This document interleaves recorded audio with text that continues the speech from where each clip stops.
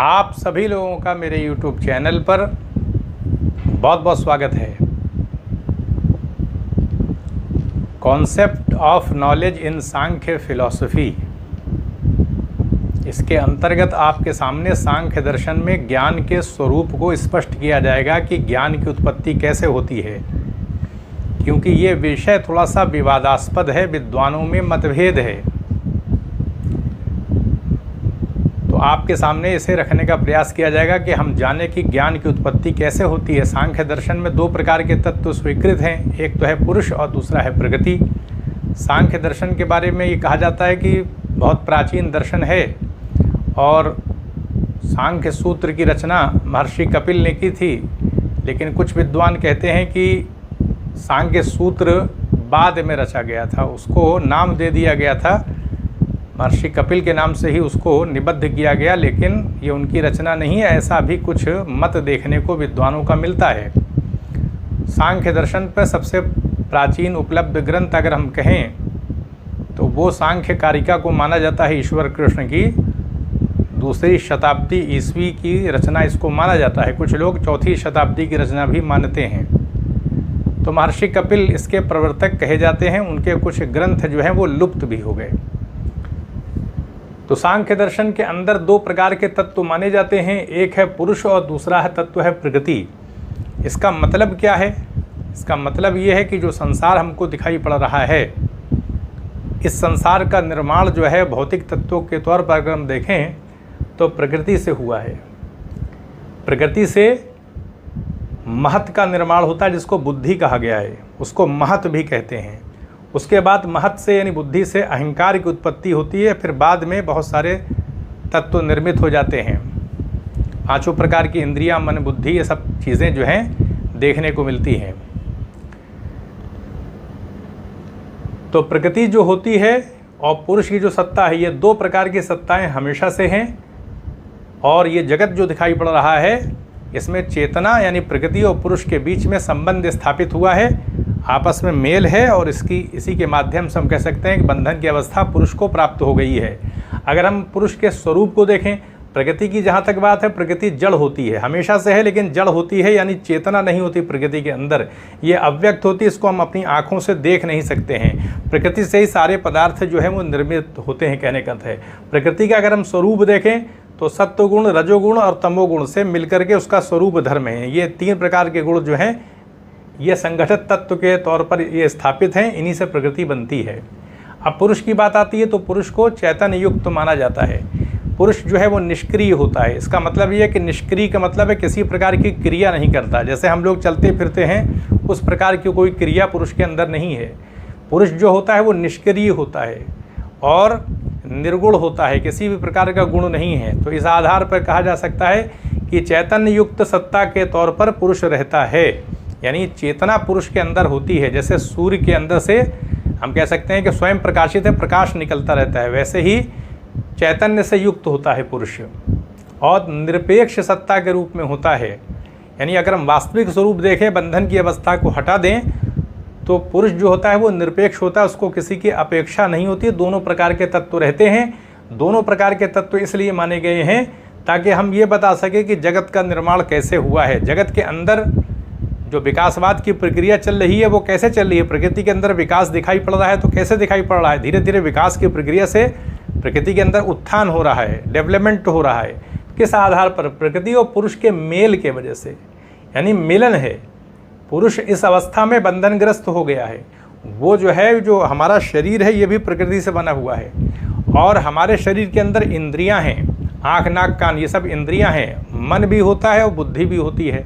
तो होता ये है कि ज्ञान का निर्माण कैसे होगा, तो इस संबंध में बताया ये गया है कि जैसे हम अपनी आँखों से बहुत सारी चीज़ों को देखते हैं। जैसे हम एक पर्वत देख रहे हैं तो आँखों के ज़रिए देख रहे हैं पर्वत को, तो आँखों के माध्यम से संवेदना हमारे मन में जाएगी, तो पर्वत की संवेदना हमारे मन तक पहुँचती है। यानी इंद्रियाँ मन तक संवेदना को पहुँचा देती हैं, फिर मन के माध्यम से बुद्धि तक पहुंचा दी जाती है संवेदना। यानी मन जो है वो बुद्धि को सौंप देता है उस संवेदना को, पर्वत की संवेदना को। बुद्धि फिर उसका विश्लेषण करती है, फिर वहाँ पर वृत्ति पैदा होती है। यानी कह सकते हैं जैसे नदी में बुलबुला पैदा होता है, वैसे ही बुद्धि के अंदर एक वृत्ति पैदा होती है। अब बुद्धि के अंदर क्योंकि सत्वगुण की प्रधानता के वजह से सत्वगुण प्रकाशक होता है, तो ऐसे में सत्वगुण, रजोगुण और तमोगुण, तो बुद्धि के अंदर सत्वगुण की प्रधानता हो जाती है। सत्वगुण दोनों गुणों को, रजोगुण को और तमोगुण को थोड़ा दबाने का काम किया जाता है, तो वहाँ सत्वगुण की बुद्धि में प्रधानता हो जाती है और सत्वगुण के वजह से पुरुष का प्रकाश जो है वो बुद्धि में पड़ता है। जैसे ही पुरुष का प्रकाश, पुरुष की चेतना बुद्धि के अंदर पड़ती है, तो जो वृत्ति के तौर पर पर्वत का ज्ञान उत्पन्न हुआ है, बस वहीं पे हम कह सकते हैं कि पुरुष को पर्वत का ज्ञान हो जाता है। और ये जो ज्ञान होगा ये बंधनग्रस्त अवस्था में होगा कहने करते हैं, क्योंकि पुरुष मात्र साक्षी होता है, किसी प्रकार की क्रिया नहीं करता, न जानने की क्रिया करता है, यानी क्रिया से वो रहित होता है, वो साक्षी होता है, दृष्टा होता है, यानी किसी चीज़ को देखता है। बस ज्ञान को प्राप्त करने का जहाँ तक मामला है कि पुरुष ज्ञान प्राप्त करता है, तो ज्ञान की प्राप्ति की यही प्रक्रिया है कि बुद्धि के अंदर पुरुष का प्रकाश पड़ता है। जैसे ही प्रकाश पड़ेगा वैसे ही क्या होगा कि बंधन की अवस्था आ जाएगी। पुरुष जो है वो बुद्धि को अपना, यानी शरीर से युक्त होकर के वो अपना स्वरूप समझने लगेगा, इस भौतिक शरीर को अपना स्वरूप मानने लगेगा जिसमें बुद्धि भी है, क्योंकि शरीर में बुद्धि भी है। तो इस आधार पर कहा जा सकता है कि पुरुष को जो ज्ञान की उपलब्धि होती है, क्योंकि बुद्धि तो जानने का काम करेगी नहीं, अगर हम मान लें कि पुरुष के वजह से बुद्धि के अंदर चेतना आ जाती है और बुद्धि ही जानने लगती है, तो बात यानी जानने की प्रक्रिया तो किसी ज्ञाता को हो गई, दृष्टा को ही होगी, साक्षी को होगी। तो जानने का जहाँ तक मामला है वो तो पुरुष को होगा, लेकिन ज्ञान की जो उत्पत्ति, जिसको ज्ञान का प्रकटीकरण जो बुद्धि में हुआ है वृत्तियों के तौर पर, उनको जानने का काम कौन करेगा? वो तो कोई चेतन सत्ता ही कर सकती है। बुद्धि तो जड़ होती है, और जड़ होने का अर्थ है कि पुरुष के संपर्क में आने से ही वो चेतनवत प्रतीत होती है, वो चेतनवत होती नहीं है, वो तो प्रतीत होती है। तो इस आधार पर विद्वानों ने कहा है कि जो ज्ञान की प्रक्रिया है, ज्ञान का जो स्वरूप है, वो कहीं ना कहीं प्रकृति के सहयोग से और पुरुष के सहयोग से ही निर्मित हो सकता है। सिर्फ प्रकृति ज्ञान की उत्पत्ति में सहायक नहीं है। किस आधार पर सहायक होगी? क्योंकि पुरुष का अगर संपर्क न हो, पुरुष की चेतना का साथ न हो, तो फिर कैसे जो है वो प्रकृति को ज्ञान कैसे होगा? अगर शरीर हमारा निर्मित हो गया है तो कैसे निर्मित होगा? ये जो निर्माण हुआ है वो कहीं ना कहीं प्रकृति जो है वो जो अभिव्यक्ति हमको इस जगत की दिखाई पड़ रही है, कहीं ना कहीं पुरुष के सानिध्य से ही दिखाई पड़ रही है, क्योंकि प्रकृति निष्क्रिय होती है, जड़ होती है, तो ऐसे में उसमें गति तो हो नहीं सकती। तो गति कैसे आएगी? पुरुष के सानिध्य से आएगी। तो कहा जा सकता है कि जो विकासवाद की प्रक्रिया चल रही है, जो हमको विकासवाद दिखाई पड़ रहा है, वो कैसे दिखाई पड़ रहा है? पुरुष और प्रकृति के सानिध्य के वजह से, यानी पुरुष और प्रकृति का मेल है, जिसके वजह से विकासवाद की प्रक्रिया चल रही है। प्रकृति में विभिन्न प्रकार के तत्व निर्मित हो रहे हैं। तो इस आधार पर कहा जा सकता है कि जो ज्ञान की प्रक्रिया है वो भी मिलन का संकेत है, यानी तादात्म्य की प्रक्रिया को बताया जा रहा है, यानी प्रकृति का पुरुष के साथ कहीं ना कहीं संबंध है, उस आधार पर ज्ञान की उत्पत्ति हो रही है। क्योंकि जो इंद्रियां हैं वो भी निष्क्रिय ही तो होंगी। जो हम आँख की से किसी चीज़ को, बाहर की चीज़ को देख रहे हैं, तो कैसे देख रहे हैं? देखना एक प्रकार की चेतना को बताया जा रहा है, सक्रियता कहीं ना कहीं है। शरीर जो चेतनवत है, शरीर के अंदर गति है, हम चलते फिरते हैं, किस आधार पर चल फिर रहे हैं? अगर हम इस शरीर को माने तो प्रकृति से ये शरीर बना हुआ है, प्रकृति से ही बनेगा, तो प्रकृति तो जड़ होती है, तो फिर हमारा भी शरीर जड़ है, और प्रकृति तो हमारे शरीर को भी नहीं बना सकती। तो बनाती कब है? वही मिलन के वजह से पुरुष का सानिध्य प्रकृति को प्राप्त हो जाता है, जिसके वजह से प्रकृति के अंदर चेतना पैदा हो जाती है, गति आ जाती है, फिर वो चीज़ों को अभिव्यक्त करती है, प्रकटीकरण होने लगता है, फिर महत की उत्पत्ति होती है, फिर अहंकार का जन्म होता है, और फिर अहंकार से दूसरे तत्वों का निर्माण होता है। कुल प्रकृति को लेकर के 24 तत्व बन जाते हैं, पुरुष को मिला करके 25 तत्व हो जाते हैं। तो इस आधार पर कहा जा सकता है कि जो ज्ञान की प्रक्रिया है वो प्रकृति और पुरुष इन दोनों के संयोग से ही हो सकती है। कोई भी अकेला पक्ष ज्ञान की उत्पत्ति के लिए निर्णायक नहीं होगा, क्योंकि अगर हम पुरुष का स्वरूप देखें तो वो दृष्टा होता है, साक्षी होता है। जैसे लोग स्टेडियम में मैच देखते हैं दर्शक की तरह, साक्षी की तरीके से, उसमें पार्टिसिपेट तो करते नहीं हैं।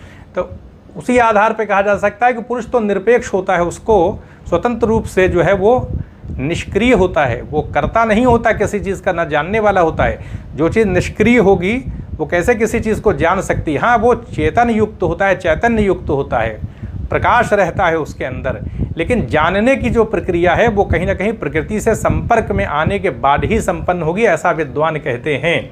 तो इस आधार पर हमने देख लिया कि अगर हम सांख्य दर्शन के अंतर्गत ज्ञान के स्वरूप को देखें कि ज्ञान कैसे पैदा होता है, तो कैसे पैदा होता है, जो ये बाह्य संसार है, विकासवाद की प्रक्रिया के अंतर्गत वो जो निर्मित हुआ है बाहर का संसार, उसमें हमारा ये शरीर है जो कहीं ना कहीं पुरुष के प्रकाश से चेतना प्राप्त कर रहा है। संपर्क है बुद्धि के अंदर, पुरुष का प्रतिबिंब पड़ा है, प्रतिबिंब ही पड़ता है। जैसे कि सूर्य रहता है आकाश में और दर्पण है या तालाब हो तो उसके अंदर प्रतिबिंब पड़ने लगता है, तो प्रतिबिंब के वजह से एक चेतना आ जाती है। जैसे चुंबक के द्वारा दूर से ही खींच लिया जाता है तो चेतना आ जाती है बुद्धि के अंदर, कह सकते हैं शरीर पूरा बन जाता है। इस आधार पर इंद्रियों के माध्यम से इंद्रियां भी फिर सक्रिय हो जाती हैं, बाहर से ज्ञान प्राप्त करने लगती हैं। ज्ञान की जो संवेदना होती है उसको मन तक पहुंचाया जाता है, मन बुद्धि तक संवेदना को पहुंचा देता है, फिर बुद्धि उसमें विश्लेषण करती है, प्रक्रिया चलती है, प्रोसेसिंग होती है, उसके आधार पर वृत्तियों का निर्माण होता है और फिर उन्हीं वृत्तियों को पुरुष के द्वारा जान लिया जाता है, कहने का अर्थ है। तो ये है ज्ञान की प्रक्रिया जो सांख्य दर्शन के अंदर बताई गई है। अब कुछ विद्वान इसके बारे में अपना अलग अलग मत भी रखते हैं। कुछ मानते हैं कि हम दो प्रकार से ज्ञान के स्वरूप को देख सकते हैं। पहला स्वरूप ये है कि ज्ञान जो होता है व्यवहारिक दृष्टि से अगर देखा जाए तो ज्ञान जो है वो प्रकृति का धर्म हो जाता है। प्रकृति का धर्म कैसे हो जाएगा?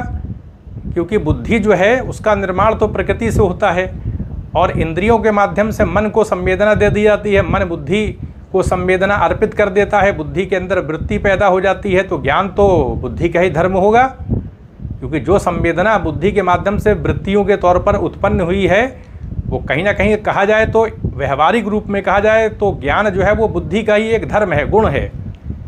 दूसरे अर्थों में विद्वान ये भी बताते हैं कि ज्ञान जो होता है वो पुरुष का एक द्रव्य रूप होता है, यानी पुरुष का स्वरूप धर्म होता है। यानी ज्ञान को द्रव्य के रूप में स्थापित कर दिया गया है, क्योंकि पुरुष जो है वो चैतन्य स्वरूप होता है। तो उस आधार पर कहा जा सकता है कि ज्ञान का निर्माण जो होगा वो चेतना से ही जुड़ा होगा, क्योंकि अगर चेतना नहीं होगी, क्योंकि पुरुष चैतन्य युक्त होता है और चेतना कहीं ना कहीं ज्ञान है वो चेतनवत ही होता है, चेतना से ही संबद्ध होता है। इस आधार पर ज्ञान को द्रव्य के रूप में स्थापित कुछ विद्वानों ने कहा है कि वो जो है वो द्रव्य रूप में पुरुष का स्वरूप धर्म होता है। इस आधार पर भी विद्वान उसकी व्याख्या करते हैं। लेकिन अगर देखा जाए तो दोनों के सहयोग से ही ज्ञान की उत्पत्ति होगी। ज्ञान एक बंधनग्रस्त अवस्था में ही निर्मित हो सकता है, क्योंकि पुरुष निष्क्रिय होता है। तो ऐसे में कहा जा सकता है कि विवेक ख्याति जब होती है, जब पुरुष को ज्ञान हो जाता है कि वो अपने स्वरूप धर्म को जान लेता है। विवेक ख्याति का मतलब ये है कि जब पुरुष को इस बात का ज्ञान हो जाता है कि वो करता नहीं है, शरीर के साथ संयुक्त होकर वो खुद को कर्ता समझने लगता है, लेकिन इसी ज्ञान के वजह से, संपर्क की वजह से ज्ञान की उत्पत्ति होती है। जब पुरुष को विवेक ज्ञान हो जाता है, वो अपने स्वरूप को जान लेता है और प्रकृति के साथ उसका जो मिलन है, जैसे ही वो अपने स्वरूप को जान लेता है और प्रकृति को जान लेता है कि प्रकृति जड़ है और अपनी वास्तविकता को जान लेता है, वैसे ही पार्थक्य हो जाता है। इसी को कैवल्य या मोक्ष की अवस्था कहते हैं। तो कहने का अर्थ ये है कि ज्ञान की जहाँ तक उत्पत्ति की बात है, ज्ञान के निर्माण का जहाँ तक संबंध है, तो यही है कि उसमें कहीं ना कहीं प्रकृति की भी सहभागिता रहती है और पुरुष का भी सहयोग होता है। क्योंकि अगर हम निष्क्रिय और अकर्ता के रूप में देखें, क्योंकि निष्क्रिय होता है पुरुष अपने स्वरूप में, अकर्ता होता है, वो किसी चीज़ को जानता है, उसका वास्तविक स्वरूप यही है। तो ऐसे में ज्ञान कैसे उत्पन्न होगा? तो जानने की प्रक्रिया कहीं ना कहीं प्रकृति से संबद्ध हो जाने के वजह से, बंधन की अवस्था में आ जाने की वजह से ही पुरुष को ज्ञान की प्राप्ति होगी। साक्षी के रूप में वो चीज़ों को जानने लगता है। तो ये आपके सामने ज्ञान का जो स्वरूप है, हालांकि इसको लेकर के बहुत मतभेद दिखाई पड़ता है, उसे आपके सामने रखने का एक प्रयास किया गया था, ताकि ये जाना जाए कि सांख्य दर्शन में ज्ञान का स्वरूप क्या है, ज्ञान की उत्पत्ति कैसे होती है, इसको जाना जाए। तो यहीं पर अनुमति दें, चैनल को सब्सक्राइब भी करें, शेयर भी करें। आप सभी लोगों का बहुत बहुत धन्यवाद।